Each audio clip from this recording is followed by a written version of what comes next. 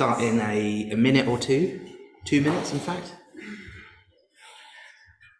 I'm not sure if I'm supposed to use this moment to get everyone chatting to each other, but I'm not sure I've seen that work that well. So maybe let's just smile at each other. Or give a little wave. Why don't we give a little wave to each other? Oh, that's good. Yeah, that's good. It's significant. Good. Yeah, and those of you that are joining in and have your cameras off, do turn them on if you can, if you are decent, if you're not just out the shower or such like. You could turn your camera on and then we all get to see each other. It makes it feel a bit more like we're here together. And those of us in the Adhisthana Shrine Room coming in, we're going to take the screen down today. So if people sat in this section, if you can, but it's not, you don't have to, then Dhammarati will sort of have an audience. So if you call it an audience, do you call it an audience? Yeah, you call it an audience. I used to work in theatres, so I often call things audience, and I often call things the interval when it's actually a tea break in the Buddhist Centre. So yeah, good to see everyone again this morning.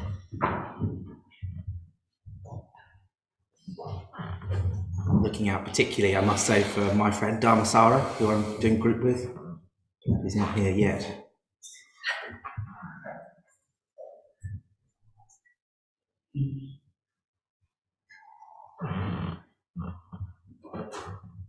Okay, yeah, good. So once again, we're going to hear a talk this morning. Dhammarati will tell you the format of that, and then there'll be groups. So yeah, lots of people in this shrine have been taking notes, which is quite good. So do be ready to take notes if you can. And it's about 2 seconds away from 10:30. So Patrick and I are going to do something in the shrine room, and then it will be over to Dhammarati.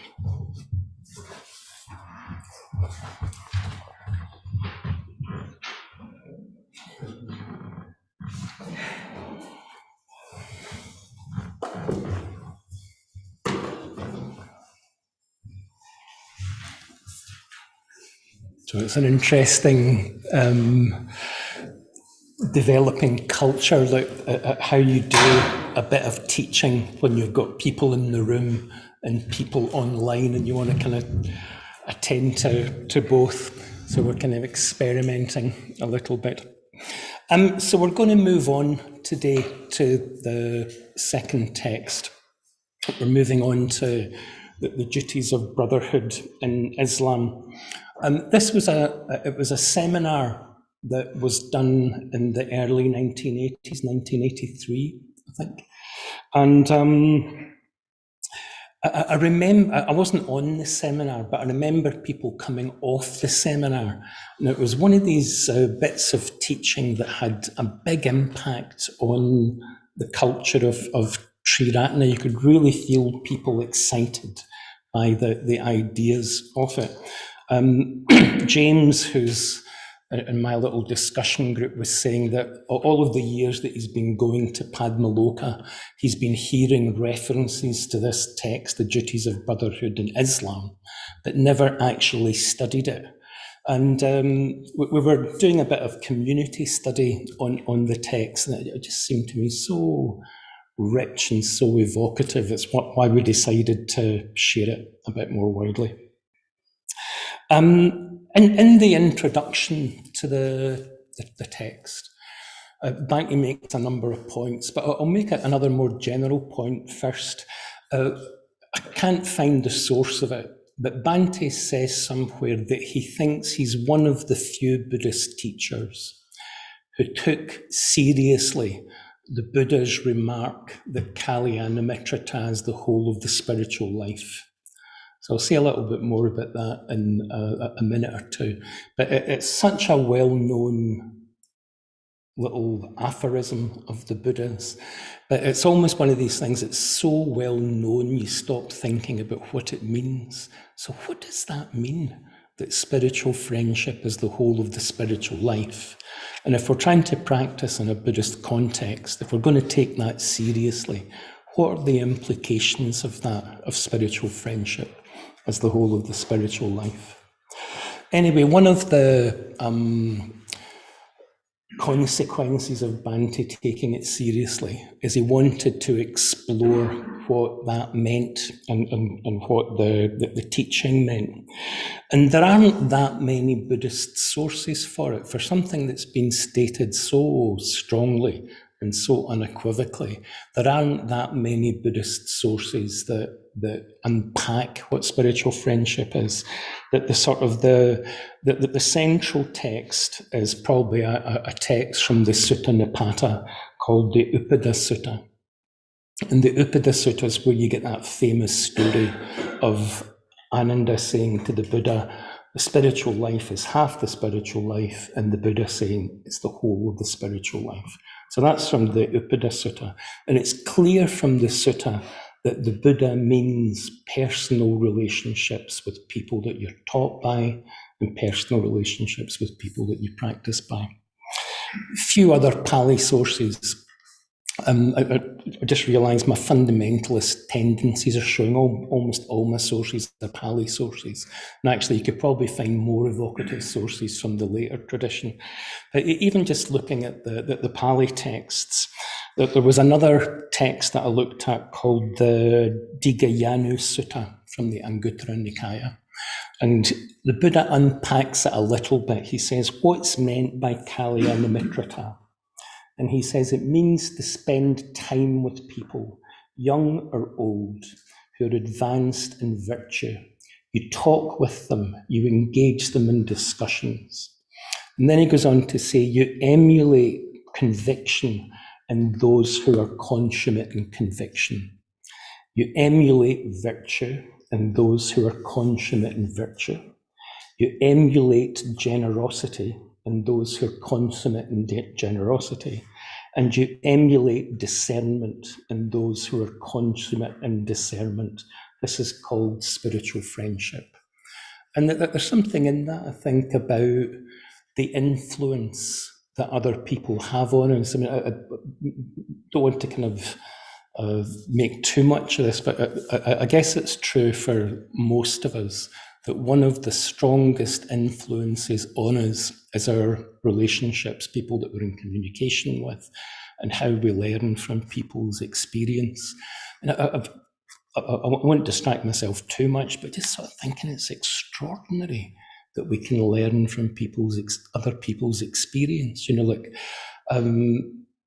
sitting in the other day in a conversation with somebody who's a really skilled meditation teacher, and just listening to them talk about their meditation practice, and you get a feel for what goes on in their state of mind.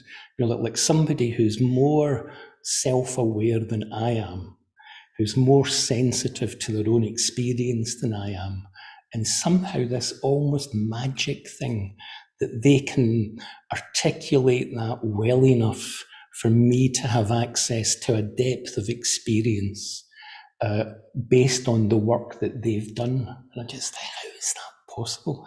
How does that work? But anyway, it seems to work. And the Buddha's describing here this set of encounters with other people where we learn from their virtue, we learn from their generosity, we learn from their discernment. And it's not that they're giving us a conceptual argument for it.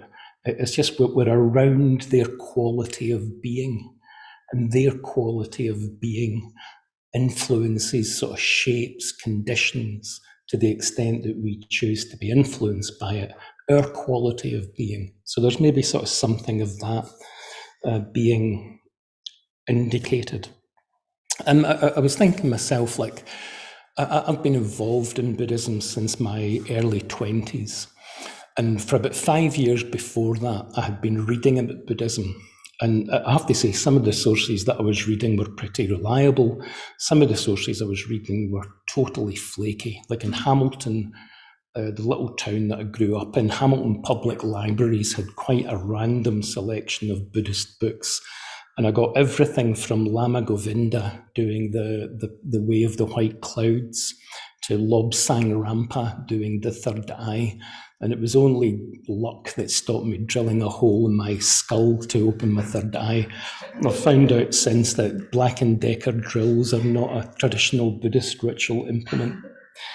But I went along to the Buddhist Centre, and it was a step change in my understanding. So I'd been reading about mindfulness and actually meeting people who were a bit more attentive to what their experience was like, and getting a sense of what that felt like as lived experience was an enormous change in my understanding. You can read about mindfulness, and if you're not careful, you end up kind of out of touch with yourself. And just watching mindfulness, or watching metta, or even sort of watching what Bhante talks about as vital mutual responsiveness, like watching that lived out between people, was a level of embodiment of what practice felt like as a lived experience that I couldn't possibly have got from books, even well-written books. So there's something about that direct human connection. Bhante says somewhere that there's no such thing as wisdom. There's only people who are wise. There's no such thing as kindness. There's only people who are kind. That they don't exist separate from lived, embodied experience. Sorry, I'm slightly free associating, but remembering another quote of Bhante's that I always puzzled at for years. He says somewhere, the Dharma is the Buddha's experience objectified and therefore falsified. So just this idea that there's the abstract teaching of the Buddha in the end is pointing to a lived personal experience of liberation, that the rest of the Buddha's life was him trying to communicate directly, long before it was a systematized abstract teaching. It was the Buddha trying to explore ways, find ways, conceptually, practically, in relationship, where his experience of liberation was passed on to another generation. So the first thing I was going to suggest that you might want to talk about in your discussion groups is, if you take seriously what the Buddha said, that Kalyana Mitrata is the whole of the spiritual life, what do you think he meant? And what are the implications of that for our practice and for our relationships with people that we practice with?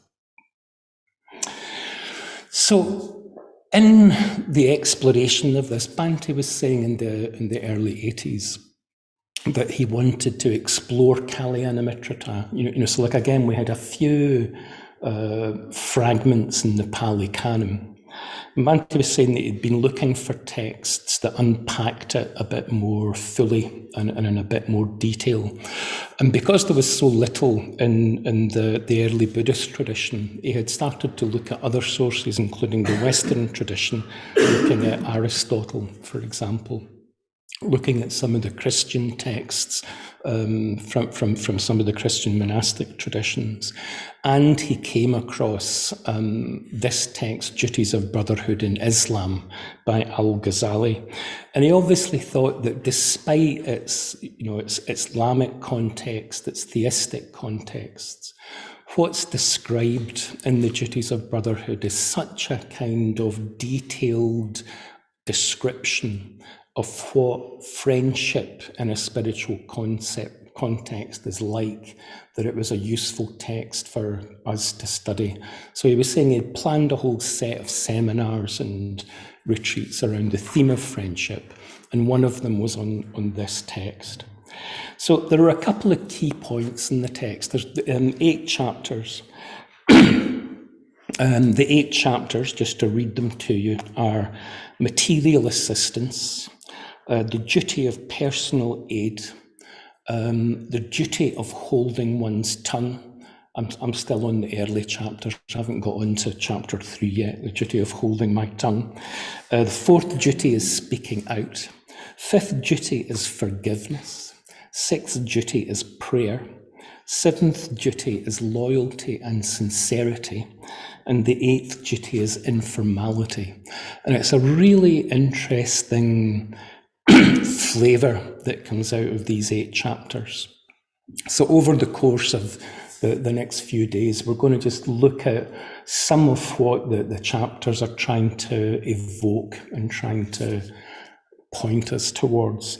It's sort of interesting presenting the text because they're not that philosophically or conceptually difficult. Like you're not dealing with difficult ideas.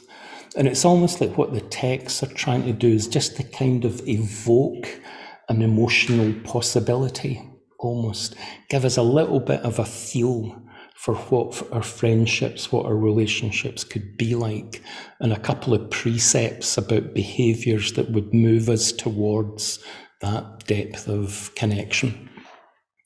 So we'll maybe touch on the first chapter this morning, but there's an introduction to the text that brings in quite an important point, I think. And the introduction starts off by saying, know that the contract of brotherhood is a bond between two persons, like the contract of marriage between two spouses.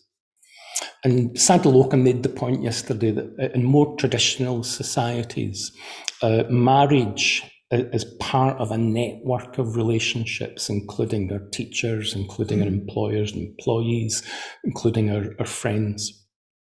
And you get the same idea in Duties of Brotherhood, that there's this conscious commitment that you can make to a friendship, and that something about that conscious intention has an effect on the relationship, and that that conscious decision to enter into relationship carries certain responsibilities with it.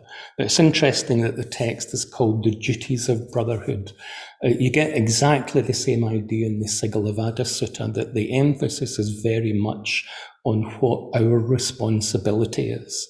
And the text goes on to describe our responsibility. But I wanted to start off with this idea of a contract, because I think this was the big impact that the seminar had in the early 80s on the culture in Sri Ratna. But I wonder if it's a familiar idea, or even if it's an idea that people find attractive, that you can make a relationship of friendship conscious and explicit. You're actually entering into a relationship where you're saying to somebody else, I want to develop a relationship of friendship, and that it carries certain obligations with it.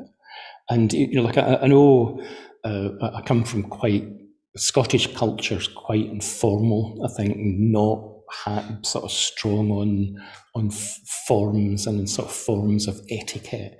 And this idea that you're doing anything that's just not natural and spontaneous is a bit culturally challenging.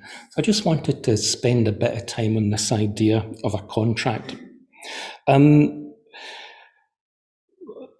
the seminar, unpacking this, Bhante says it's almost like you've got a recognised, mutually accepted channel of communication and channel of exchange. And it's not so much you can rely on someone's affection for you, but you've got someone who's always ready to listen, someone who's always ready to talk, and then maybe the kind of crucial definition, somebody whose time and attention you have a sort of agreed right to. So it's this idea that there's a relationship that you're making explicit between you, where you've got a recognised right to each other's time and attention. It's a little bit more than that, as we'll see when we look at the other duties. But maybe that's the core of it, that it's a contract, that you're making something conscious, not just conscious, you're making it explicit, you're communicating it to the other person, and then you're looking at what does that mean, what are you committing to in a friendship. Bhante goes on, these responsibilities can be quite explicitly stated. It's not just some vague sentiment of friendship.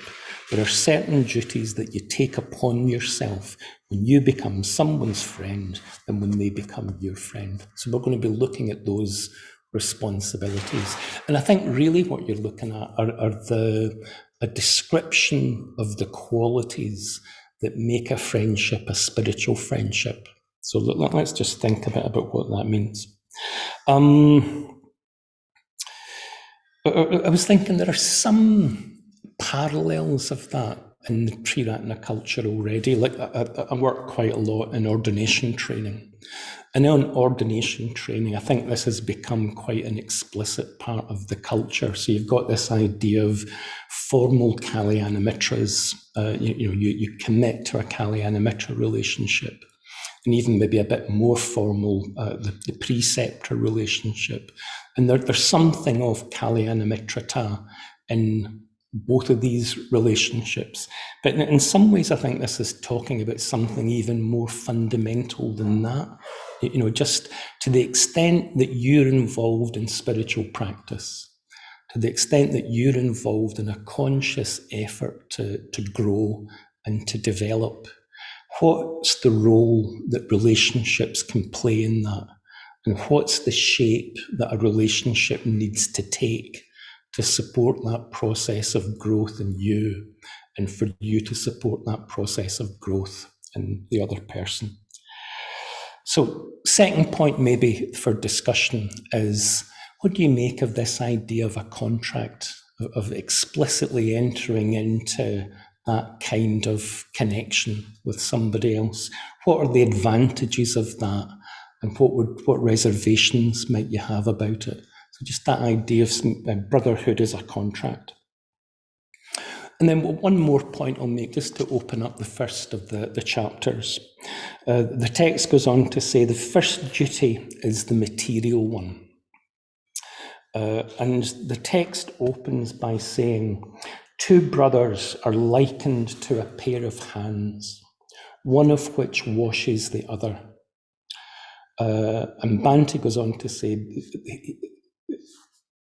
Al-Ghazali, the author, uses the simile of 2 hands rather than a hand and a foot, because the pair are of mutual assistance towards a single aim.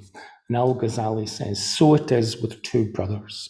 Their brotherhood is only complete when they're comrades in a single enterprise. So there's 2 points I want to take out of that. First point is this idea that in a sense, the 2 are like one person. And the second point is this idea, your brotherhood is only complete when you're comrades in a single enterprise. So the thing of the 2 like one person, actually, no, I'll start with a single enterprise. Bhante goes on to say the enterprise, you can understand it as material enterprise, like you're partners in a business, you're looking after each other's welfare. But what he goes on to suggest in the seminar is that what this is really getting at is that a relationship's only really manifesting its potential, manifesting its depth, if you're meeting on the ground that's most deeply important to you. And from the point of view of people with a spiritual practice, to the extent that that process of growth is centrally important to you, that the common enterprise is meeting back to this point in a way that supports that process of growth in each of us. In the seminar, Bhante says, as an individual human being, you're not complete unless you're striving for something deeper, something higher. The enterprise, in this sense, is the effort to grow, to develop, and to evolve. And a question for me would be, in what way do we come into relationship in a way that supports that common enterprise? What does a relationship look like that supports that process of growth? Bhante in the seminar goes on to say, in a sense, the 2 are like one. It's like one will. And I think this gets to something absolutely central in Buddhist teaching, and in a way absolutely central in this idea of Kalyanamitrata as the whole of the spiritual life. So Bhante's comment on this in the seminar is that By engaging in a common enterprise, you don't forfeit your individual responsibility. You're not, in fact, one person. You don't literally have one will. And what's important about that, Bhante says, is that one person's will is not subordinated to the other. And this is what I've called a coincidence of wills. And I think this idea of coincidence of wills is so mysterious and so important that it's almost like you've got a paradox. You know, like I remember coming across in one of the kind of psychology self-help books saying that you get two psychological tendencies. You get people who are abandonment phobic and people who are engulfment phobic, right? And digging down, there's almost like there's two needs. There's a need to come into relationship, and there's a need to protect your own autonomy and your own freedom. And I think what Kalyanamitrata is getting at is something that allows a depth of connection that doesn't compromise your own autonomy. You're never being asked in the Buddhist tradition to compromise autonomy. A little story that comes to mind from a retreat I was on in the 1980s. I forget how we got onto the topic. I think we were studying the Sigalovada Sutta actually. But Sangharakshita was talking about charisma. And he was having a real go at charisma. He says, charisma is anti-spiritual. I haven't looked up the text, so this is me paraphrasing. But he says, basically, charisma encourages people to give up responsibility. And the main thing that you're trying to do in spiritual teaching is to encourage people to take profound responsibility for their own mental states. So that this idea that the essence of practice is to realise that we can take responsibility for how we respond. And he was saying, so you people, you order members who are going to be doing any Dharma teaching, if you suspect you've got an ounce of charisma, he says, take it and wring its neck. So we're all sitting there going, oh my goodness. Then he looked around the room and he said, luckily for most of you, it's not going to be a problem. So I've tried to work in that spirit ever since and make sure charisma is not a problem. But I think that idea that you're looking for something that reconciles these two opposites, that you're coming into a depth of relationship, that the thing that's most deeply important to you, your own process of growth, is coming into relationship in that kind of depth with somebody else in a way that is really engaging and that's not asking either of you to compromise autonomy. There's something about that that's so profound, I think. That this idea of coincidence of wills is quite a key idea of Bhante's. That like he uses this model of the individual, the group, and the community. The individual's you and your autonomy. The group is you coming into relationship, but perhaps having to compromise your autonomy. And the spiritual community is depth of relationship and depth of freedom at the same time. Well, one of the key texts about Kalyanamitrata is the Meghiya Sutta. And the Meghiya Sutta, if you don't know it, this young monk who's practicing and decides that the Buddha's enlightened, he's not enlightened. What he needs to do to get enlightened is to go off and meditate in the mango grove. And he's the attendant of the Buddha at that time. And he says to the Buddha, look, you're okay, you're enlightened, I need to go off and meditate. And the Buddha asks him not to go, and Meghiya says, it's all right for you, you're enlightened, I need to go and meditate. So the Buddha asks him again not to go. He says, look, wait till somebody else comes, so I've got a bit of help. And Meghiya, spiritually committed, decides to ignore the advice of the Buddha, goes off, meditates, and the whole thing goes pear-shaped. It just does not work out. So he comes back with his tail between his legs and confesses to the Buddha, and the Buddha gives him a little bit of a teaching, saying that the first thing that's important when the heart's release is not mature is spiritual friendship.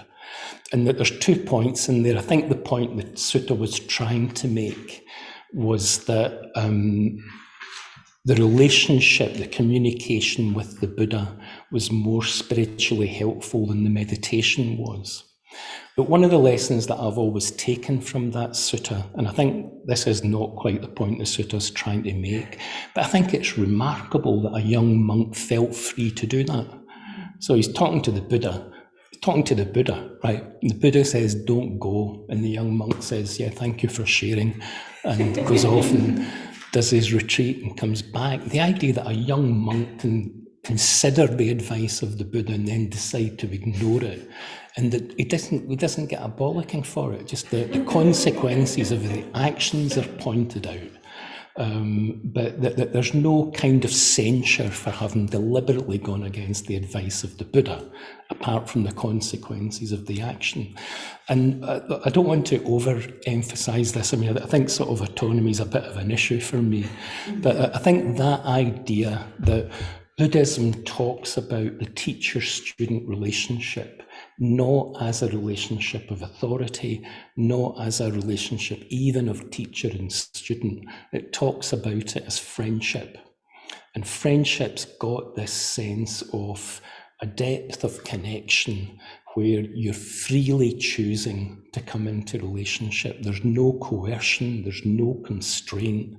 And what you're looking for is what Bhante talks about somewhere as vital mutual responsiveness.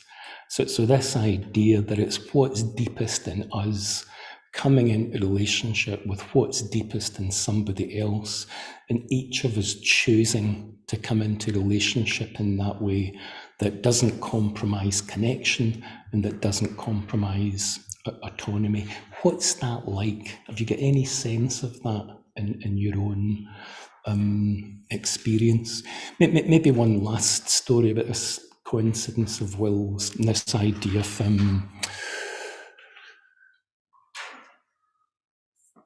a common enterprise.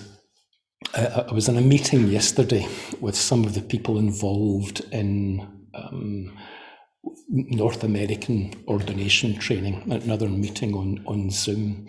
And I was just reflecting, it's one of the most harmonious cooperative groups I've ever worked with. And it's this very strong experience of, I think the project of passing the Dharma on is, if you're a practitioner for whom the Dharma has been helpful in your life, I think a reflex of that is you want to make it available to other people. The Santra recently on a retreat described that the work of the movement, described the work of the Buddhist tradition as a collaborative project to liberate beings from suffering. So I think as you become part of the spiritual community, that reflex to want to respond to other beings suffering. We're part of a collaborative project to liberate beings from suffering. But that expresses itself in really concrete ways.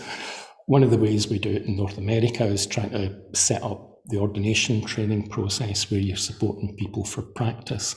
But it's this sense of working with a group of people where their commitment to helping other people grow and my commitment to help other people grow just means that it's so open. It's that there's no sense of people jockeying for position. You're like, if somebody has a better idea than I have, which happens frequently, it's like their good idea serves what's most deeply important to me. So that there's no sense of my half-baked idea kind of pushing for self-assertion. It's like my deep needs get met by somebody else's creativity. And again, it's just this sense of coming into a relationship where your own kind of self-referential relationship to the world gets softened a little bit. So this idea of brotherhood's not complete until you're sharing a common enterprise, even if that common enterprise is just how do you come into relationship in a way that supports that process of growth in each of us. So maybe again that would be another topic for discussion in the groups. I think that's enough for this morning. I'm going to do it a little bit differently this morning. Instead of having two presentations, this is, you will have noticed by now, a slightly longer presentation, and we're just going to go from here to the groups, and we'll stay in the groups until 12:30. And the groups between you can organise when you would like to have tea. So somewhere between now and 12:30, organise your own groups, organise the tea break. I've suggested a couple of discussion questions which I've emailed to the people leading the groups, just to remind myself. First one, but just this point about taking this idea seriously of Kalyana Mitrata as the whole of spiritual life. What does that look like? What does that mean? Second one's this idea of a contract of friendship, of making that kind of commitment conscious and explicit. How do you respond to that? What would be attractive about it? What would your reservations about it be? What might it look like in your own relationships? And then the third one, this idea of coincidence of wills. What does it mean? Have you got a sense of that, where what's most deeply important to you comes into relationship in a way that supports depth, that doesn't compromise autonomy? And again, it's not a theoretical thing. It's not that there's a right answer. It's more just trying to explore what would that feel like? What's this trying to get at? Okay, so over to you.